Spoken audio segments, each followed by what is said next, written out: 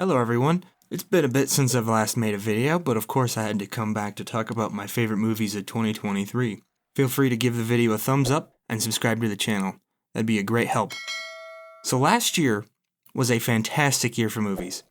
Sure, there were a bunch of box office bombs and some disappointments and a bunch of underperformances, and generally the comic book films were mostly underwhelming or just okay, but we also had a lot of truly special films come out.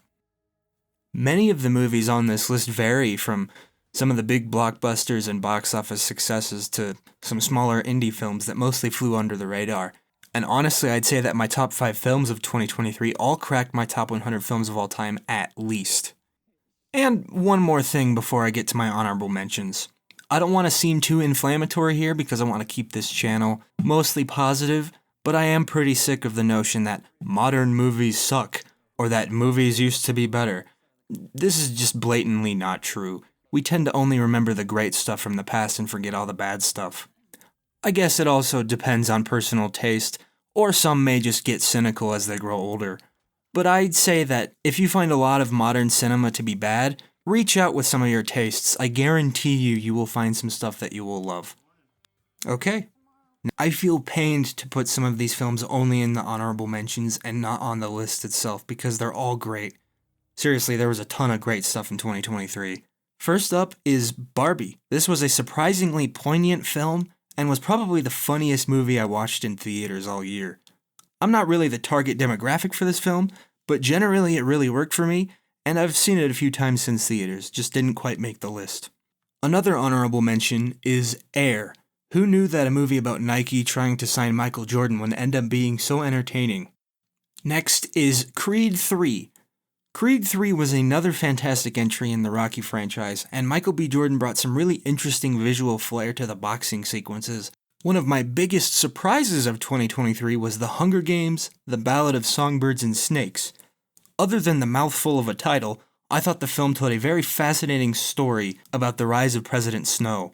It falters slightly in the third act because of some pacing, but that's really only because the first 2 acts are so strong. Godzilla Minus One sort of came out of nowhere and blew everyone away, both figuratively and literally. This one really pains me to not have on the list because I really love the characters. It's the first time I've ever cared about them in a Godzilla film ever, and the Godzilla sequences were obviously thrilling.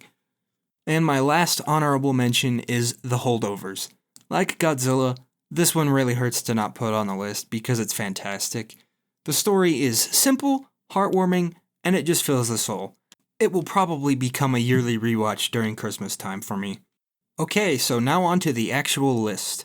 My number 10 is The Iron Claw. The Iron Claw is a film that I had never heard of until I saw pretty much all my favorite movie YouTubers rave about it. I finally got to check it out a few days after New Year's, and it definitely delivered. I don't care about wrestling, and in general I don't care about sports at all, but I tend to really like a lot of sports films due to the human stories that are at the core, and The Iron Claw is really no different. It focuses a lot more on the family and brotherly conflict than the sports, which I really appreciated actually. The Iron Claw is about the Von Erich wrestling family, who apparently are a pretty famous family in wrestling history, I wouldn't know, and it follows the series of tragedies that struck them over time. I found this film to be utterly heartbreaking. I had heard it was sad, but I was genuinely not prepared for how impacted I would be during the second half of the film. There are 2 lines that are said in the last 10 minutes in particular that definitely broke me a bit. There were many tears that were shed in the theater. In a just world, Zac Efron would absolutely be nominated for Best Actor at the Oscars. He probably won't be recognized, which is unfortunate, because he is truly incredible in this film. My number 9 is for a film called BlackBerry. This is one of those films that pretty much everyone who saw it loved it and ranks it high amongst their yearly lists, but it doesn't seem like a lot of people saw it. It unfortunately ran pretty under the radar, which sucks because the movie is terrific. The title of the film is pretty self-explanatory, as the movie is about the rise and fall of the BlackBerry smartphone. The first half feels pretty much like an underdog story of a small group of people getting their act together with the help of a much more serious business guy, who is played brilliantly by Glenn Howerton, by the way, and by them putting out a revolutionary product. And the second half is the catastrophic downfall of BlackBerry after some specific bad business practices and, of course, Apple taking over the market. This movie feels sort of like The Social Network meets The Wolf of Wall Street, but with a lot less debauchery, obviously. And I'm a bit partial to keeping this high on this list because it is the movie that finally got me to watch It's Always Sunny in Philadelphia. My number 8 film is Past Lives. This seems to be a pretty beloved film amongst Letterboxd users and some of film Twitter for seemingly pretty obvious reasons. The script is simply fantastic. It depicts a woman who had a close relationship with someone until she moved to North America, where they found contact with each other years later in life and then once again drifted apart. And the main meat of the story is where they finally meet in person after years. Past Lives is a very special film. It isn't really a romance movie, but more so a reflective film about what-if scenarios in someone's life. It makes you think about your own what-if scenarios and how things might have ended up differently if certain aspects of your life wound up a bit differently. And for me, the film was pretty fantastic already, but the final scene really nails the emotion that the director was going for, and it really impacted me. My number 7 in this list is Martin Scorsese's newest epic, Killers of the Flower Moon. If I'm being perfectly honest, I think this might be Scorsese's best film since Goodfellas, which I think says a lot because we've had stuff like The Departed and The Wolf of Wall Street since then. Killers of the Flower Moon is a film that deeply upset me in a way that a movie hasn't done in a long time. I can usually handle sad or horrific material in movies and media pretty well, but this one is probably a one-time experience for me, or at the very least I won't revisit it for a long time. The basic premise and setup is that the film is set in the Osage Nation after oil was found in abundance, and it depicts the despicable abuse of power that the people around the Osage used against them. The Osage people were the wealthiest people in the area at the time, but they had no control over things like law enforcement or general societal structure. What really makes this story so devastating and hard to watch is the systematic genocide of the Osage people, while it seems like everyone else around them just doesn't care because they're all financially gaining from it. Robert De Niro's William Hale is one of the most despicable people I've seen depicted in a movie in a long time. And Leonardo DiCaprio is also just as horrible because his character is just so stupid and greedy.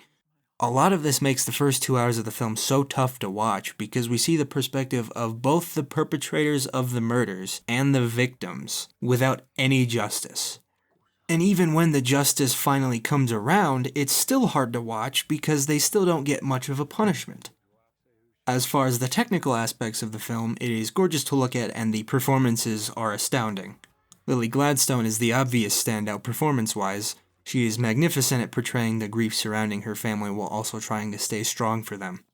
It probably could have been a bit shorter. 3.5 hours is a very extensive runtime, but for the most part I feel like Scorsese for once really justified the runtime. As disheartening as the film is, it was still probably one of the most engaging and memorable experiences of 2023. My number 6 film is a movie that I did not expect to be affected by so much and be as engaged as I was, and that is Anatomy of a Fall. The basic premise of Anatomy of a Fall is pretty simple, where a husband dies after a bad fall, and the wife becomes suspected of his murder. Like I said, the movie has a very simple premise, but it reveals a lot more about the characters and the relationships as it goes along. Yes, like in Onion, obligatory Shrek joke. The first big chunk of the movie very much feels like a whodunit mystery film, and it somewhat remains that way for the rest, but the majority of the film takes place in the courtroom, and apparently French courts are wild. The court proceedings feel very real, but they're also very different from the typical court scenes we get in American films because French courts work a little differently, and they're also brilliantly written scenes. The lead character is Sandra, who is played incredibly by Sandra Hüller. Apologies if I butcher the name. And she is a fascinating character. Like I said earlier, the film slowly reveals more and more about this character and her relationship with her husband Samuel throughout the proceedings. We never get a concrete answer about who killed Samuel. In fact, he only really has one scene in the film at all. Was it a demonetized, or did Sandra actually kill him? Ultimately, that question is not important to the story that is actually being told. The film is more about a broken family dynamic and the relationship being scrutinized to the smallest detail by the public. If I wasn't already enamored with this film enough, there is one of the greatest argument scenes I've ever seen in a film. Despite pretty much only being dialogue the entire runtime, I was fully engaged and I felt the tension constantly increase throughout the movie. Generally, I've been hoping that Lily Gladstone wins all the Best Actress awards for Killers of the Flower Moon, but after I watched this, I kinda hope that Sandra Hüller gets some awards love. I was fully blown away by her performance. What a terrific movie. Okay, now on to my top 5, which marks a radically different shift in the tone of these films because they show off more of my personal biases a lot more than the previous entries do. I love pretty much any type of movie, but admittedly I have certain genres that I'm more partial to enjoying in general. With that said, my number 5 favorite movie of 2023 is John Wick Chapter 4. If I told you that John Wick 4 would only be my number 5 by the end of the year after I first saw it, I wouldn't have believed you, but here we are. John Wick Chapter 4 is a jaw-dropping achievement in action filmmaking. Everything from the variety of stunts and combat scenarios to the globe-trotting epic world building of the Continental, this movie brings all the fun stuff you could want in a blockbuster movie. Not only does this continue and mostly finish the John Wick story, but we also get a whole bunch of new fun characters like Donnie Yen's Kane, and we also get some of the most gorgeous cinematography of the entire year. Is the storytelling here as tight as some of the other films on the list? I'm not so sure about that, but that's not really the main point that the John Wick films try and get across. John Wick Chapter 4 brings a relentless stream of creative and amazingly shot fight sequences that leave a genuine impact. The nunchuck fight and the Dragon's Breath shotgun sequence will probably be ingrained in my memory forever. Moving on to my number 4 spot, I have Spider-Man Across the Spider-Verse. This might be many of your favorite movie of the year, and I cannot fault you whatsoever. I love the first Spider-Verse film so much, so this had a lot to live up to, and it certainly delivered. In my opinion, this movie is just as good and just as innovative as the first film. Not only is the animation completely mind-blowing, but the actual storytelling is constantly compelling. Miles and Gwen are simply amazing characters, and while the cliffhanger ending is a bit frustrating, the film very smartly gives Gwen a full story arc, so the audience isn't completely left in the dark by the end. Speaking of Gwen, the animation and color styling of her universe are some of my favorite looking images from any film that I've ever seen. The colors literally and figuratively bleed from objects to represent characters' emotions. And Gwen's universe is only one aspect of the animation. Pretty much every character has some different style of animation or a different frame rate, and makes every character unique. The story that is told is very relatable as Miles continues to have a lot of pressure put on himself by school and family while also trying to balance his Spider-Man life, like any good Spider-Man story in general, but it also adds the additional factor of a very easy to follow multiverse and a trolley problem scenario with canon events and Miguel O'Hara. The villains are overall pretty solid. Spot is pretty interesting. However, I will say that we need a bit more of him in the next film to really get a good grasp on the character. And Miguel O'Hara as Spider-Man 2099 is the obvious standout. Such a great character. This leads us to my number 3 favorite movie of the year and my favorite comic book movie of the year, which is Guardians of the Galaxy Volume 3. I know that some people are becoming more jaded on the MCU in general, but I heavily disagree with a lot of the criticisms pointed at the current state of the franchise. But it is an unfortunate fact that interest isn't as high as it used to be, which sucks. And then we got Guardians of the Galaxy Volume 3, which reminded everyone that the MCU is still awesome and can still be awesome. This is just a funny little pattern I've noticed. It seems like in recent years, every other MCU film is very well praised, and then every other MCU movie is more divisive. Anyway, tangent aside, Guardians of the Galaxy Volume 3 is a perfect MCU film and a perfect finale for the current era of the Guardians as James Gunn heads off to the DC universe. This movie starts with a true gut punch of an image with the young Rocket Raccoon and ends with another gut punch of a different kind of emotion. This film did not hold anything back emotionally. I can't think of a movie in recent memory where I cried this hard and this often in a movie theater. I'm a pretty emotional person in general, and I tend to cry during a lot of movies, but this one hit a different level of emotion for me. These characters mean a lot to each other and to me as well. Rocket Raccoon's story is just simply devastating. The love that these characters display to each other is so easy to grasp and relate to. James Gunn manages to make the stakes at an all-time high for the characters while also managing to not kill off pretty much any of them. Going into the movie, I sort of hoped at least one major character would die for the sake of stakes, and by the end I was so thankful that no one died. I don't think I could have handled it. And despite the emotional heaviness of this story, it still has all the goofy and lovable humor of the Guardians to balance everything out. I've seen this film about 5 times now at this point, and the impact has not lowered once. It's easily one of my favorite movies of 2023 and one of my favorite MCU movies. So now my number 2 favorite movie of 2023 was part of the biggest event of the summer, and that is Christopher Nolan's Oppenheimer. Christopher Nolan has been my favorite director ever since I saw Interstellar back in 2014, and he more than delivered with Oppenheimer. I believe this film is a staggering masterpiece of filmmaking. Nearly every aspect of the film is perfection.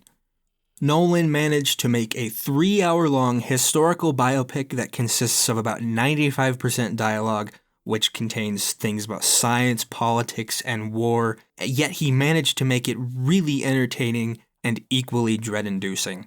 The atomic bomb and the power that was revealed by it still haunt the world to this day, and this film really makes you think about it in depth. At the time, these weapons could be unleashed in any conflict and effectively end the world. To summarize what Einstein says at the end of the film, the power released by Oppenheimer is a consequence to a major achievement in science. Nolan seamlessly weaves between multiple different timelines and perspectives, and yet literally nothing is confusing about how it is structured, and it gives the film such power to its storytelling. Cillian Murphy gives an all-time incredible performance, and so does pretty much every member of the cast. I'm pretty positive at this point that this movie will win Best Picture, Best Director, and Best Actor at the Academy Awards this year. So here we go, my number 1 favorite movie of 2023. This should be no surprise to people who know me and who saw my first video on this channel, and that is Mission Impossible: Dead Reckoning Part 1, or whatever they're deciding to call it now.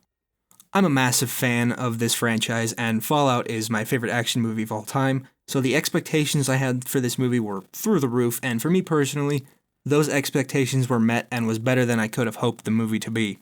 It's not quite as good as Fallout was, but I didn't really want it to be, nor did I expect it to be.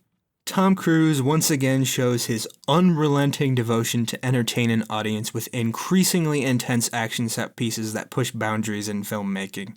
Every action sequence here is memorable, and they are all so amazingly well done. This film is about 2 hours and 45 minutes, yet barely feels over 90 minutes due to some incredible pacing. The depiction of AI here is eerily close to where we are heading, and personally I feel that it is very well handled. And the final train sequence is simply a beauty to behold. It is action filmmaking at its finest. This film also does not run into the Part 1 problem that a lot of Part 1 movies seem to have. This movie has a very definitive conclusion to part of the story, and it's very satisfying to end, but it also leaves with a cliffhanger and tells us where the next part of the story is going to go. Ultimately, the reason why I have this above Oppenheimer is a twofold reason. One, I had immense expectations and hype for this movie, and what I got was better than I could have hoped it to be. And two, is that it is simply the most fun I had with any movie all year. I went out and saw this film 4 times in theaters, twice of which were in IMAX, and I've seen it 3 times since the Blu-rays come out. I can't say the same for any other movie from last year. I absolutely cannot wait for Dead Reckoning Part 2, or whatever they plan on calling it. They're retitling it, apparently. And goodness, the delay from this summer to next year is just brutal. I'm extremely sad about that. So that is my top 10 films of 2023. Overall, I feel like this was a great year for movies, and I can't wait for what this year has in store for us. Feel free to give the video a thumbs up and subscribe to the channel. Okay, bye.